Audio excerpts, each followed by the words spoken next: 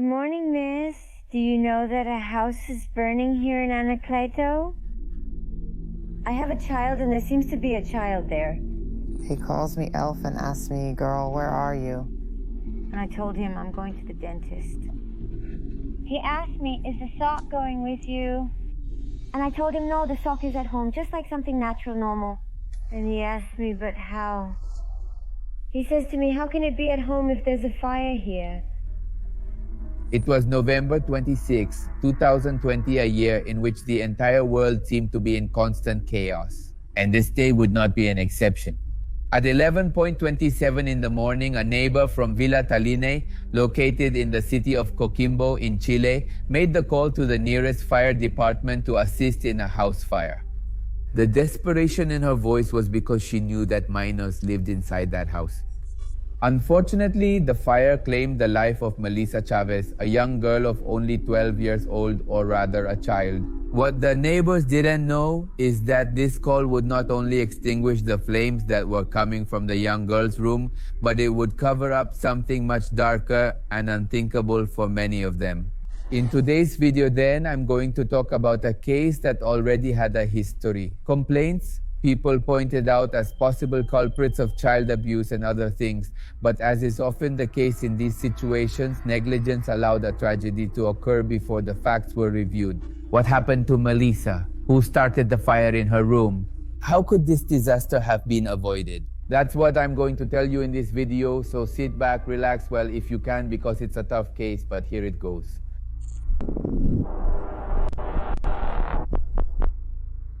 Melissa Denny Chavez Ardiles was born in the year 2008 in the city of Coquimbo. She was the fourth of 5 children, studious to the point of being considered exemplary by her teachers, but at the same time shy.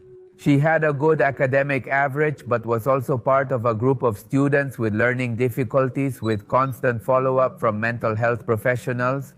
From a young age, she proved to be very reserved and had difficulties making friends and starting conversations with people her age, so contact with the educational psychologist was crucial for her early years of learning. Her parents, Mirta and Denise, had a relatively stable marriage with 3 children before her arrival, but a few months after the girl's arrival, the marriage decided to continue on separate paths. Both Denise and her entire family stayed in touch with the children, but that did not change the fact that Mirta was now a single mother with 4 mouths to feed. So she began to work in different jobs at a bar near her home. Over time, she took a second job at another nearby bar thanks to the support of a co-worker who helped her find another way to bring money home.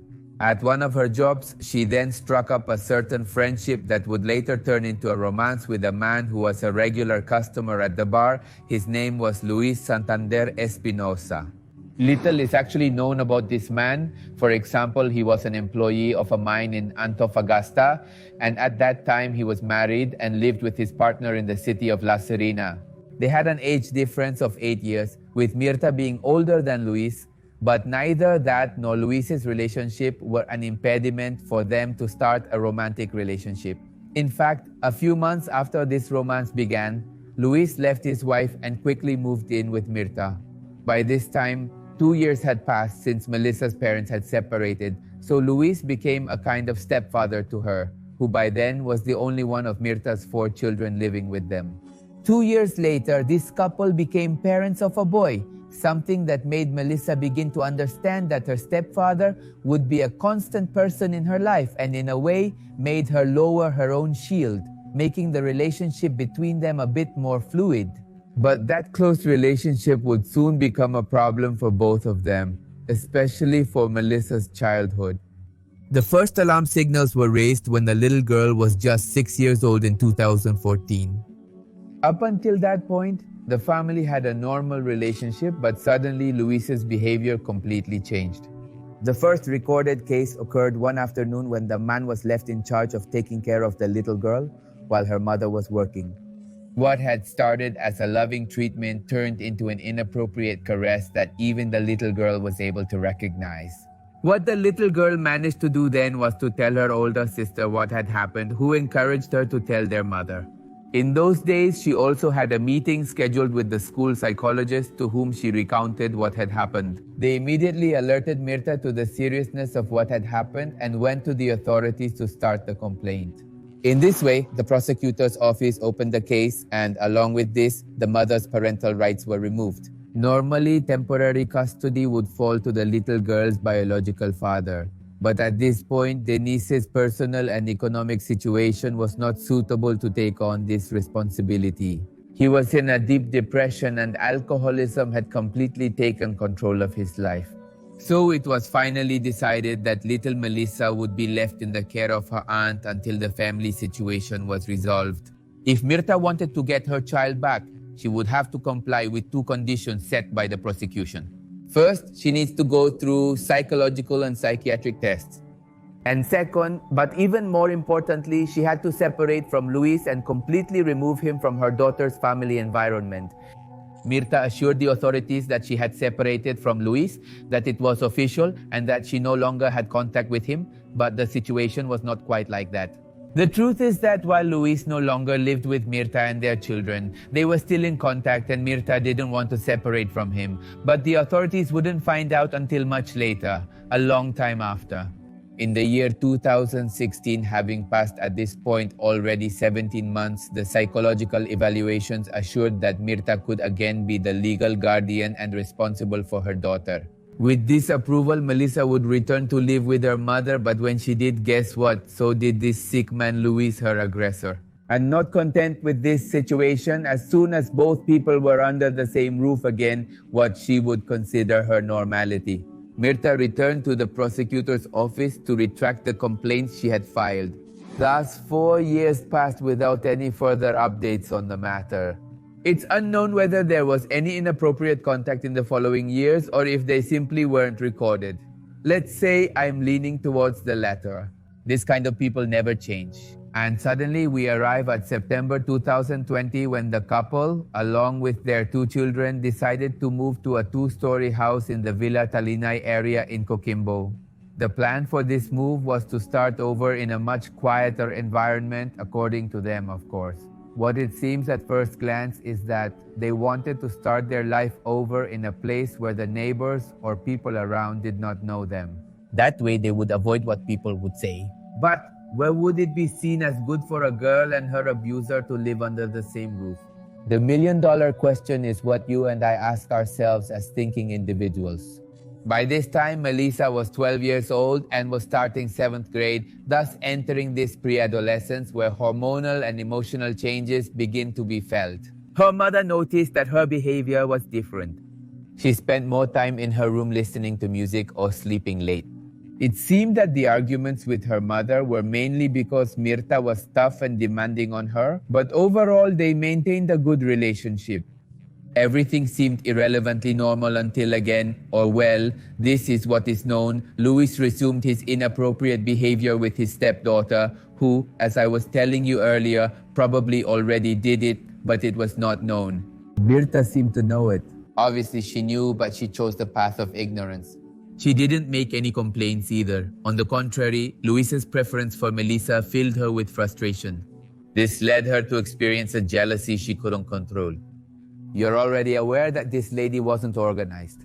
In the early hours of November 26th, the entire family was each preparing to face a new day, but Luis had other plans. Plans that involved making a visit to Melissa's room. Unlike other times, this time the man didn't settle for what he used to do. Instead, he fully consummated the abuse. Sometime later, around 10:30 in the morning, thanks to the cameras located on the street near the house, you can see Luis leaving the house with his younger son and getting into a car, presumably requesting an application. The destination was the little one's school where a vaccination day was taking place. Inside the house, Melissa had been left lying in her bed, weak and without the strength to move from her bed. It's impossible, obviously, at this point not to think that her spirits must have completely disappeared, giving way to humiliation and shame. Besides the teenager, Mirta, her mother, was also at the home. We can presume that she was aware of what happened in that house because jealousy ended up consuming her from within and drove her to extreme madness. That same day, she had a dentist appointment, which she had booked days before and had to attend before noon. But before leaving the house, she decided to stop by her daughter's room. She took a blade from her kitchen. Mirta then, standing in front of her child's body, attacked her with the weapon, causing multiple injuries that left her in agony, as we would find out later, for almost an hour. She then left the room to send messages to her dentist. According to the images provided by the justice system, she returned around 10:43 in the morning, this time to set fire to the lower part of the bed where the teenager lies. Approximately half an hour after this, at 11:13, the same cameras that recorded Luis leaving with his son captured Mirta leaving, heading to a place to withdraw cash, and then the moment she gets into a car ordered by an app on her way to the dentist. Between 10 and 15 minutes after the last image, the neighbors noticed that black smoke was coming out of the house windows. Immediately, a neighbor contacted the police to ask for help. We were on Route 5 by the Sodimac and a fire truck was coming from behind. The car started to move aside to give it way. Then the fire truck passed by us. Is that because of the quarry? It happened on Route 5 in front of the Sodimac, here in Coquimbo, near the Garza Bridge, it seems. It is. And the fire truck passes by, but no one thinks it could happen to them. When I saw pure smoke, black smoke, black smoke. Pure black smoke, black smoke. As soon as he arrived, he called his wife to ask about Melissa, and she confirmed that the girl had fallen asleep in her room. Elf calls me and says, "Girl, where are you?" And I told him, "I'm going to the dentist." He asked, "Is the sock going with you?" And I told him, "No, the sock is at home, just like something natural, normal." And he says, "But how?" He says to me, "How can it be at home if there's a fire here?" Panic settled inside him, and in desperation, he tried to enter the house, but the firefighters and authorities denied him entry. In the midst of a nervous breakdown, the neighbors accompanied him and tried to calm him down. No one could have the slightest idea of what was hidden behind this desperate father. After long minutes of agonizing wait, the firefighters managed to control much of the fire. The investigators were able to recognize that the origin of the fire was in Melissa's room, where they entered and found her lifeless body. It had not been completely consumed by the fire, so it was removed for examination. The first theories of the rescuers suggested that the young woman could have lost her life due to smoke inhalation. Meanwhile, Mirta arrived at the scene with her best surprised face, ready to pretend she didn't know what had happened. When the smoke cleared, that's when the investigators began their inquiries at the crime scene. They took some kitchen utensils and items from the rest of the house for analysis. In this way, a few days passed amidst the shock of the entire neighborhood over what had happened. When the results of the first tests came in, these were decisive in discarding the theory that Melissa had lost her life due to smoke inhalation, particularly when they noticed that the young woman's body had blows and puncture wounds on her head, chest, and abdomen. The results somehow leaked to the public before there was an official confirmation. So when the neighbors found out, they took to the streets to demand justice at the possibility of a criminal threatening the tranquility of the neighborhood. Mirta, meanwhile, continued to plead by all possible means for those who had information related to the tragedy to cooperate in the search for the culprit so that her daughter could rest in peace.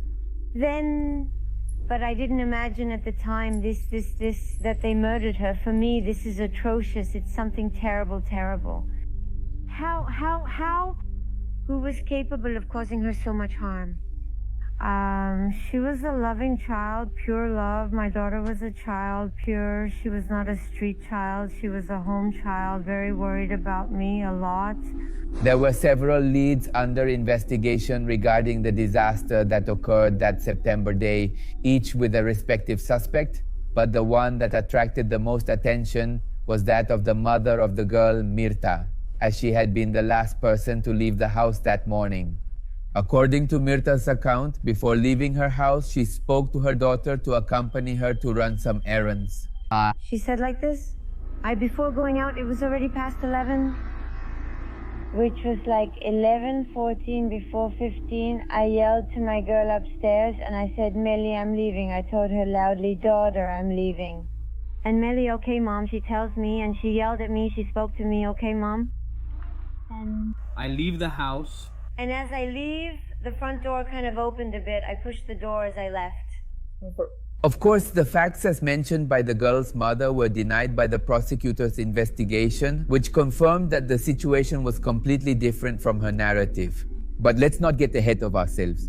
Some neighbors claim to have seen a man leaving the house seconds before the fire, something not visible in the camera footage, but it was the perfect alibi for Mirta.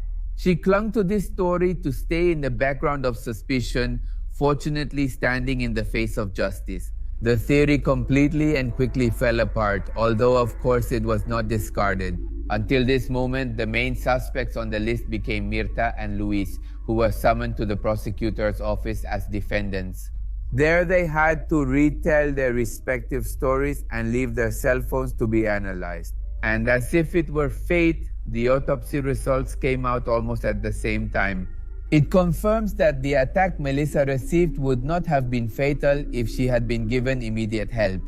The forensic doctors confirmed that she suffered cranial trauma and 11 puncture wounds were found on her body. They estimated that, as I said earlier, Melissa agonized for about an hour. And finally, the body showed injuries indicating recent intimate abuse, but no genetic material could be recovered. Either way, this was the clue that put Luis in the crosshairs of justice. The prosecutor of the case had the family's history, so it wasn't hard to deduce that he would be the main suspect. However, he didn't try to wash it to remove any trace of the incident. It was also proven that after using this weapon, Mirta managed to find deoxyribonucleic acid from both Melissa and her mother, particularly on the knife that was used. The young girl's deoxyribonucleic acid on the blade side and the mother's on the handle. It was also proven that after using this weapon, Mirta tried to wash it to remove any trace of the incident. No further details were then needed, and on February 2nd of the following year, Mirta was arrested as the main suspect for having taken the life of Melissa Chavez, her own blood, her own daughter. In the first hearing that took place for the case, the public prosecutor's office accused Mirta of homicide and arson of an inhabited place after having witnessed the video that evidenced the chronology of the events. The absence of witnesses at the crime scene was also mentioned, and the fact that Mirta clung to this to prove her innocence. In addition, considering that the woman tried to erase all evidence and also corroborating the short time span between her departure and the sighting of the smoke. In turn, for the ministry, it was a passionate and fierce crime. Terrible. The defense, for its part, insisted that Mirta is innocent, but it was not enough. She was given preventive detention for 180 days and sent to prison. In the midst of the investigation and shock, Melissa's house became a place of commemoration and protest, where neighbors gathered to honor the memory of the girl and demand justice and safety for the residents. Gina, Melissa's aunt, did not hold back in criticizing the justice system based on everything they had experienced in recent years. The prosecution did not do the corresponding follow-up nor verify that Mirta was qualified to regain custody of the minor. But there was still one loose end. You know who I'm referring to, Luis? What was the link between him and the minor? And more importantly, where was this guy? If he was innocent, as he himself had said, he should have volunteered for the investigation. But in reality, we already know it was very different. Luis Santander gave in to flight, and despite the efforts of the authorities to locate him, no one knew where he could be. It took them almost a year from the date of the crime to find his whereabouts. And on November 7th, 2021, he was found in the Piedra Azul sector in Coquimbo and handed over to justice to face his charge of repeated abuse of a minor. Once charged, he was then at the disposal of justice. During his respective hearing, the evidence and details of the crimes committed by the victim's stepfather over the years were presented, and finally the prosecutor's office decreed preventive detention for the accused. He was taken to the La Serena prison complex awaiting his trial and sentence. because they considered that leaving him free meant a danger to society, obviously. And in this way, on November 29th, the charges were formalized against Mirta, speaking of the other criminal, adding the one of being an accomplice to the intimate crimes committed by this guy to the detriment of his daughter. Then, only a year later, in September 22nd, 2022, the closing hearing of the investigation took place. Obviously, with this, we would believe that with everything that was known so far, no more information was needed to declare her guilt. But to these charges were added the testimonies of the woman's cellmates. They were the ones who assured that during all the time she was in prison, Mirta devoted herself completely to her appearance and did not seem to show remorse, sadness, or a minimum of mourning for the loss of her daughter. A psychological profile was also presented that was carried out on the woman, where it was confirmed that the accused did not have an understanding of empathy, but gave clear indications of knowing how to manipulate people, since from the beginning she tried to distort her actions and divert the investigation away from her. She did not present any mental health problem apart from that which prevented her from being in contact with reality, so the prosecution considered her accountable. The trial was agreed to take place in the first months of 23 behind closed doors and without the presence of the press, since in many situations related to the crime, they leaked information that hindered the investigation. In the preparation then of this trial, Luis's defense attorney focused on the lack of genetic material to dismiss the accusation. This worked, and the defendant was allowed to serve house arrest without being able to leave the country. Mirta, for her part, was not so lucky. Despite being rushed to the hospital in January 2023 for kidney stones, she had to return to the correctional facility days later with no possibility of house arrest. But a month later, a unanimous verdict would declare the couple guilty of all the charges they had received. Mirta, the so-called mother, if we can call this woman a mother, received a total sentence of 33 years in prison, 18 for murder, and 15 for causing the fire. On the other hand, Luis received 10 years, which is somewhat absurd in my opinion, very little time, and 1 day for repeated intimate abuse of the same victim. Finally, he was prohibited from engaging in activities involving minors. Once the trial was over, the prosecutors expressed their gratitude to the civil societies and the organizations involved in the investigation, as well as to the neighbors of this area, who did not allow the case to be set aside. While many people were incredulous at the so reduced conditions, referring to the conditions of the time chain that was given to him in prison, they found some comfort in the fact that the culprits of this abhorrent act are behind bars. Thus, no sentence will be able to repair the loss of Melissa, who had her whole life ahead of her. At least now it can be said that her body rests in peace. It's not much consolation, but well, that's how things went. And that's what the authorities believed was the best course of action for justice. As sentence, I consider it here below. You can find the tab. Oof. Memberships that by type of videos, whether they are crimes, paranormal, or mystery. Remember that every Thursday there is the Much More Mysteries podcast where I debate with my partner Edson. If you are watching me on YouTube and want to have access to more content, below you can find the memberships tab that for a symbolic cost, you can have access to more content that, as I tell you, is not public, and at the end of each video, your name will come out.